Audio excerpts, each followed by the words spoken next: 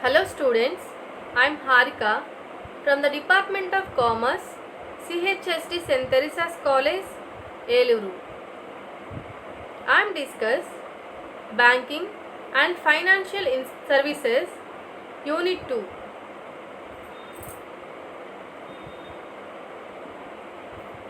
Now we discuss banking sector reforms. Banking sector reforms. What is the meaning of reforms? The term banking sector reforms implies a process of removal restrictions by the policy makers. Removal the restrictions by the policy makers and reduction of interference by the administrators such as government and the central banks. It involves arising of directed programs, adopting fee policy to sustain into the markets and giving autonomy to the banks.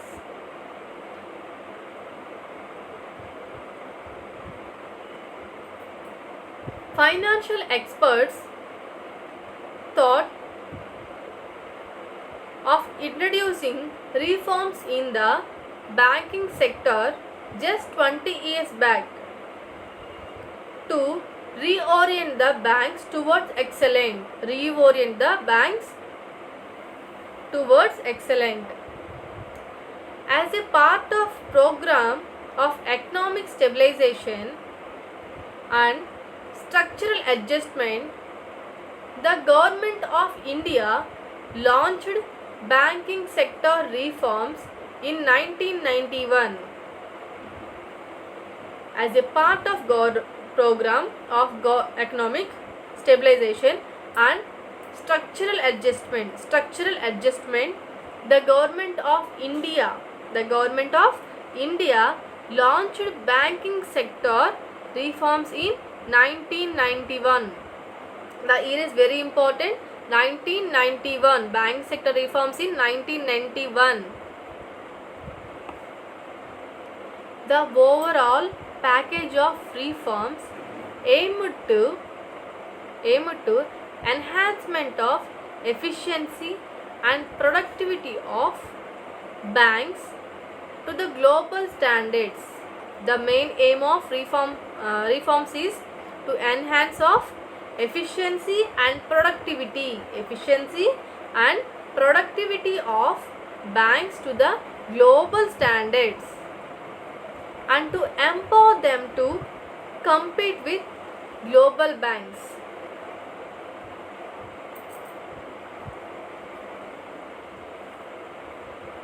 In 1991, the first Narasimhan Committee report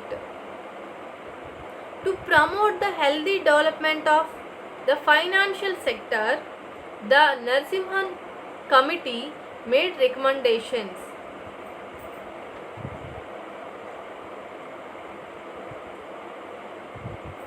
Here the recommendations of Narasimhan Committee.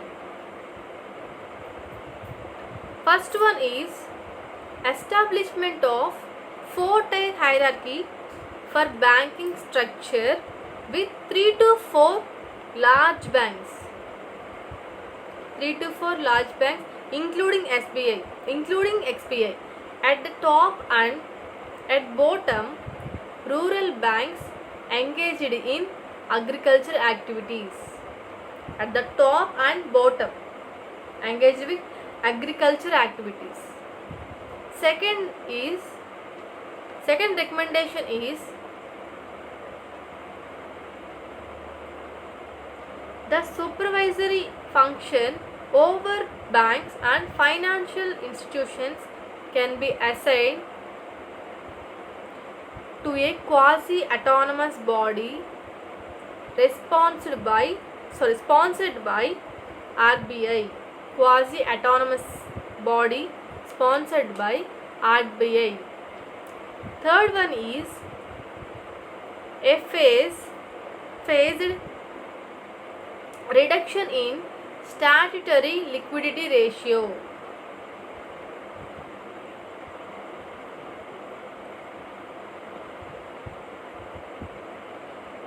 Fourth, phased achievement of 8% of capital adequacy ratio.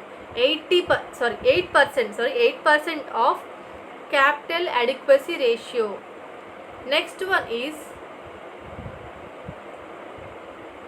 abolition of branch licensing policy. Next one is proper classification of assets and full disclosure of accounts of banks and financial institutions. Full disclosure of accounts of banks and financial institutions. Next one is deregulation of interest rates. Next one,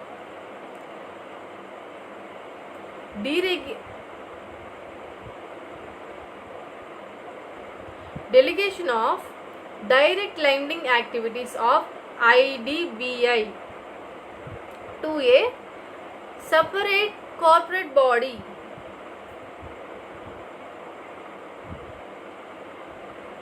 Next one, competition among financial institutions on participating approach. Competition among financial institutions on participating approach. Next one, setting up asset reconstruction fund to take over a portion of the loan portfolio of banks. Those recovery has become difficult.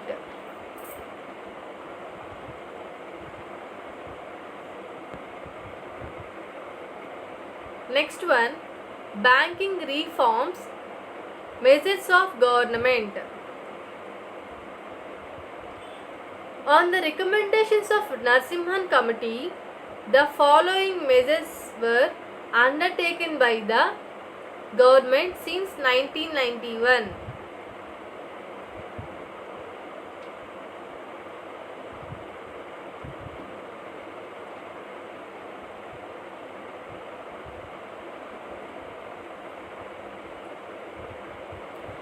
Next one is lowering SLR and RRR. The high SLR and RRR reduced the profits of the banks. The SLR had been reduced from 38.5% in 1991 to 25% in 1997. Reduced from 38.5% in 1991 to 25% in 1997. This has left more funds with banks for collection to agriculture, industry, trade, etc. Next, the cash reserve ratio (CRR) is the cash reserve ratio of banks' total deposits to be maintained with RBI. Total deposits to be maintained by RBI. The CRR had been brought from 15% in 1991 to 4.1% in June 2003. The purpose is to release the funds locked up with RBI.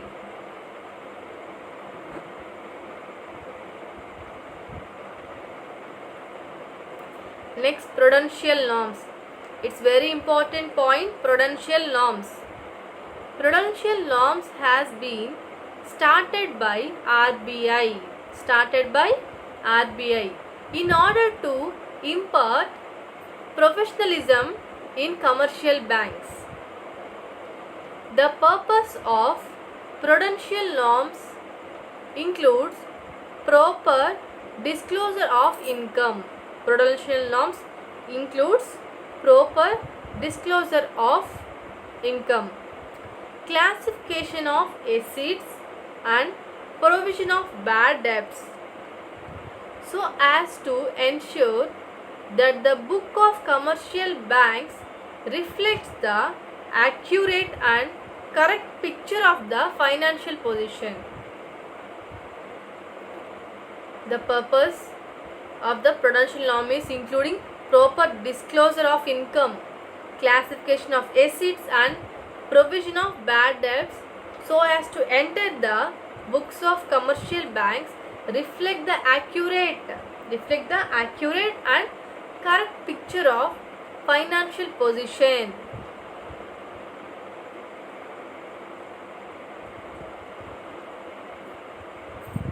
Prudential norms required banks to make 100% provision for all non-performing assets.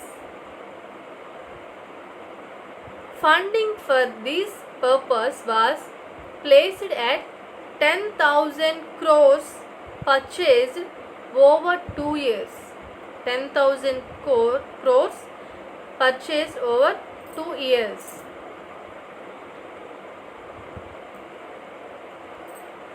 Capital adequacy norms.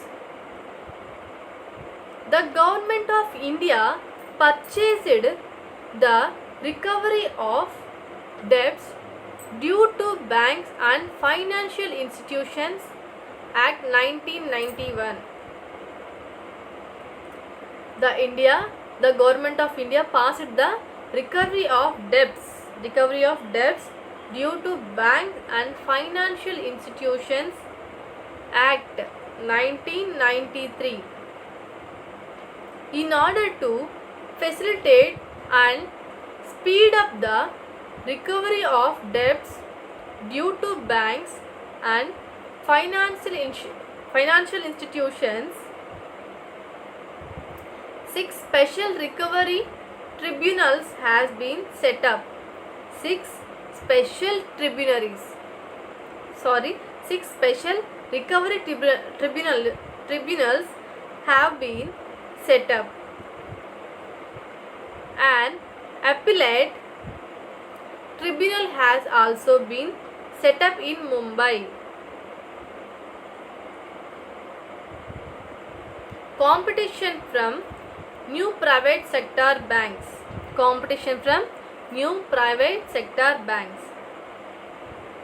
Banking is open to the private sector. New private sector banks have already started functioning. These new private sector banks are allowed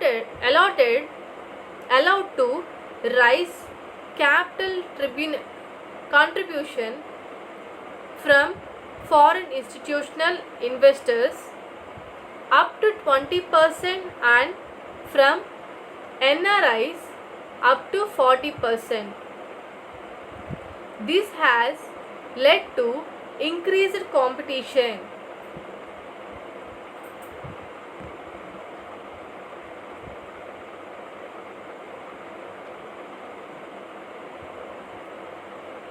Access to capital market. The banking companies, acquisition and transfer of undertakings. The Banking Companies Act was amended to enable the banks to raise capital through public issues, which is subject to the provision that holding of central government would not fall below 51% of paid up capital. SBI has already raised a substantial amount of funds through equity and bonds.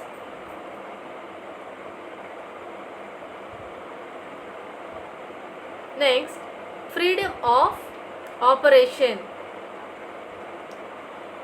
scheduled commercial banks are given freedom to open new branches, and upgrade extension counters. After attaining capital adequacy ratio and prudential accounting norms, the banks are also permitted to close non-viable branches other than in rural areas.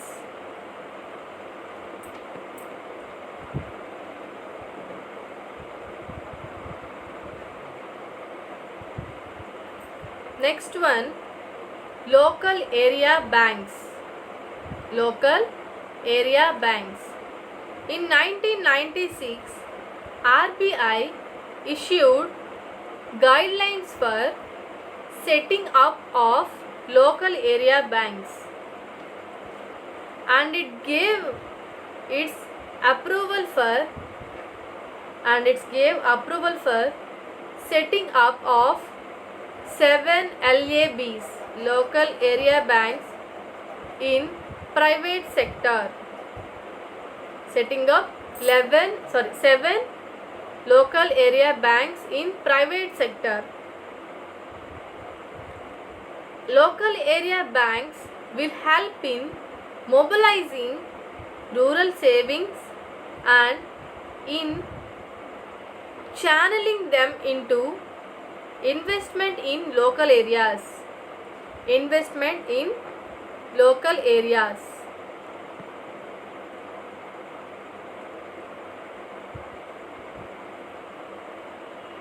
Next one is supervision of commercial banks. The RBI has set up a board of financial supervision with advisory council to strengthen the supervision of banks and financial institutions. In 1993, RBI established a new development known as Development of Supervision as an independent unit for supervision of commercial banks.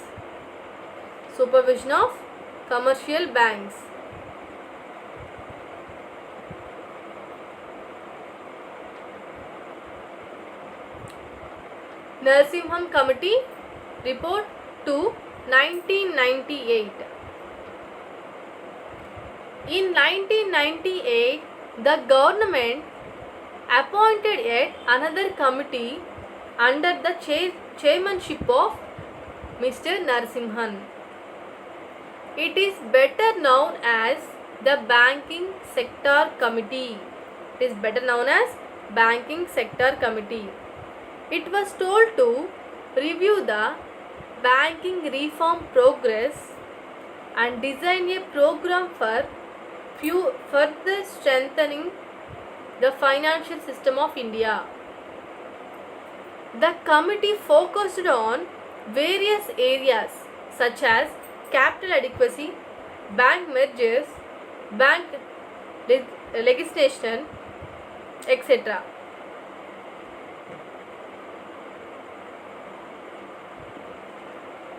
It submitted its report to the government in April 1998 with the following recommendations. Strengthening banks in India. The committee considered the stronger banking system in the context of the current account convertibility (CAC). Current account convertibility. It thought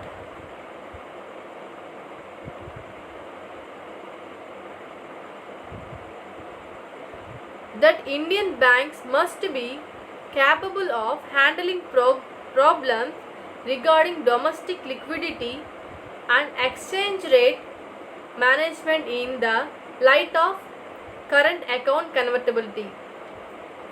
Thus, it recommended the merger of strong banks which will have multiplier effect on the industry. Narrow banking. These banks many public sector banks were facing a problem of non-performing assets. Some of them had non-performing assets were as high as 20% of their assets. Thus, for successful rehabilitation of these banks, it recommended narrow banking concept. Where weak banks will be allowed to place their funds only in the short term, the risk-free assets. Next one, bank ownership.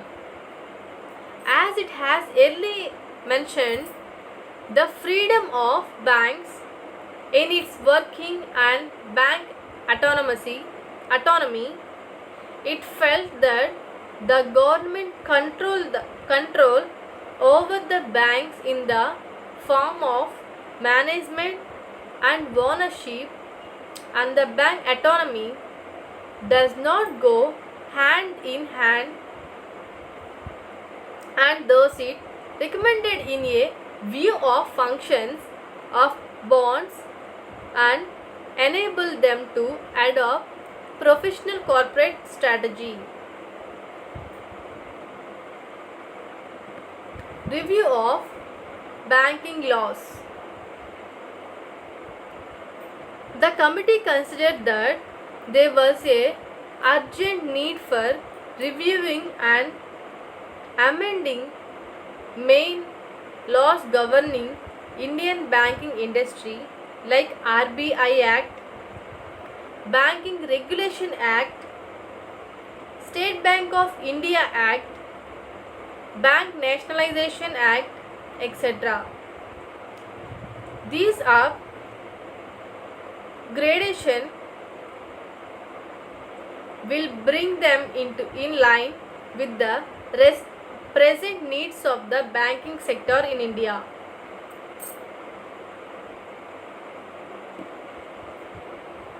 Thank you, students. Have a nice day. If you have any doubts, please contact me. I will clarify your doubts. Thank you.